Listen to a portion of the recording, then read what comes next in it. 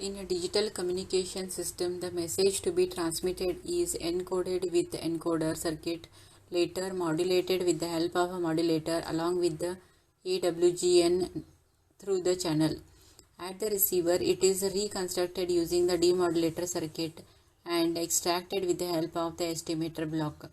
The reception of the correct bit is ensured with the decision circuit.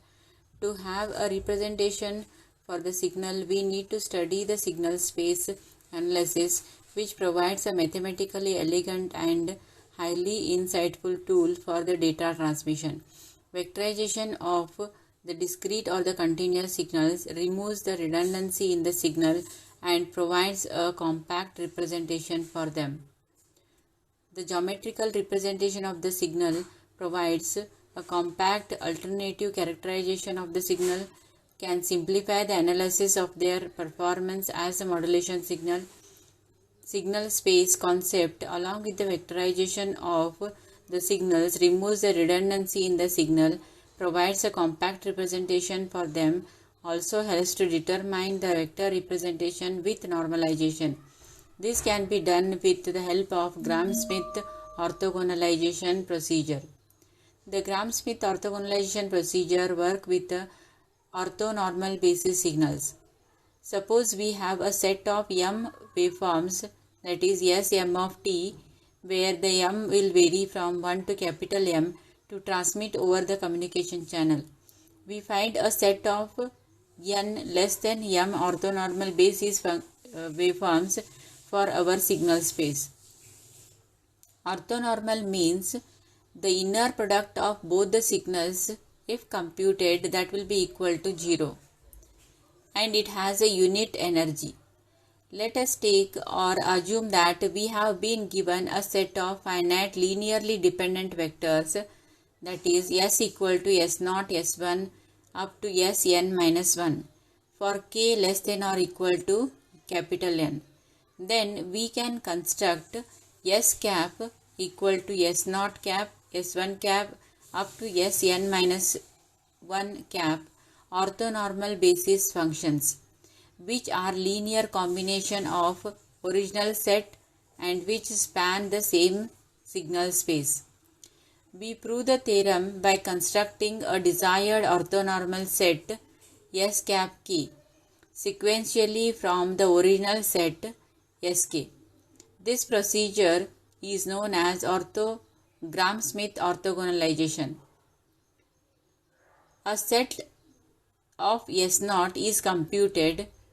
S0 is equal to S0 divided by the modulus of S0. Now define Y1 as the S1 minus the projection of S0 onto S1. That is Y1 equal to S1 minus the projection of S0 onto S1. It is given by the equation S1 equal to S1 dot product with S0 cap and multiplied by S0 cap. Then Y1 is orthogonal to S0 cap by construction. That is, we subtracted the part of S1 which wasn't orthogonal to S0 cap. Set S1 can be computed by normalization again, that is Y1 divided by the modulus of Y1. Now define Y2 as the S2 minus the projection of S1 onto S2. Y2 again can be written with the help of the equation, that is S2 is minus projection of S0 onto S2 minus the projection of S1 onto S2. S2 minus the dot product of S2 and S0 multiplied by S0 cap minus the dot product of S2 S1 cap multiplied by S1 cap. Normalizing S2 cap, we get Y2 divided by the modulus of Y2. Continue this process until we reach S minus S of n minus 1. The Gram-Schmidt orthogonalization procedure will construct an orthonormal basis from any set of linearly independent vectors. Obviously, by skipping the normalization step, we could also form simply an orthogonal basis. The key ingredient of this procedure is that each new orthonormal basis vector is obtained by subtracting out the projection of the next linear independent vector onto the vector accepted so far in the set, as described with the help of the theorem. We may say that each new linearly independent vector is orthogonal. So this will constitute the orthonormal basis functions. Now let us take an example of finding the orthonormal basis functions for the vectors x1 equal to 2 minus 5 1 and x2 is equal to 4 minus 1 2. Now we go according to the procedure. v1 equal to x1 and v2 is equal to x2 minus projection of v1 onto x2. So this will be computed with the help of x2 minus x2 dot of v1 divided by v1 into v1, that is modulus, into multiplied by v1.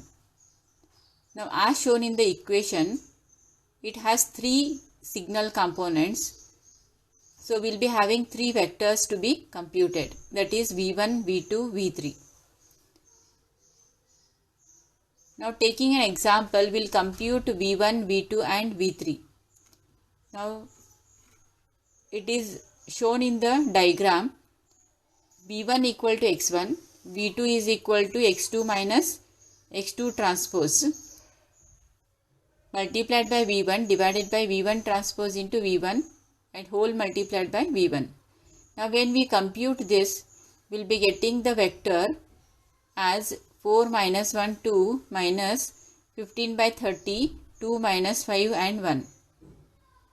Then again after simplifying, we will get the v2 vector as 3 3 by 2 3 by 2.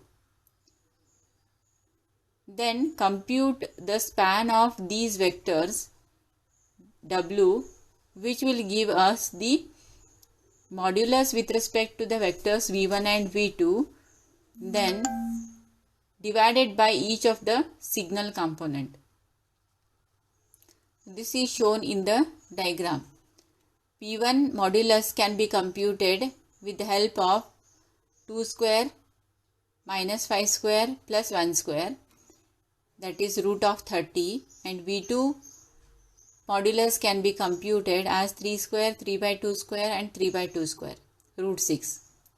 So when you divide each of the signal component with the normalized normalized modulus, will be getting the span of these vectors, and these span will constitute the orthonormal basis functions. Thank you.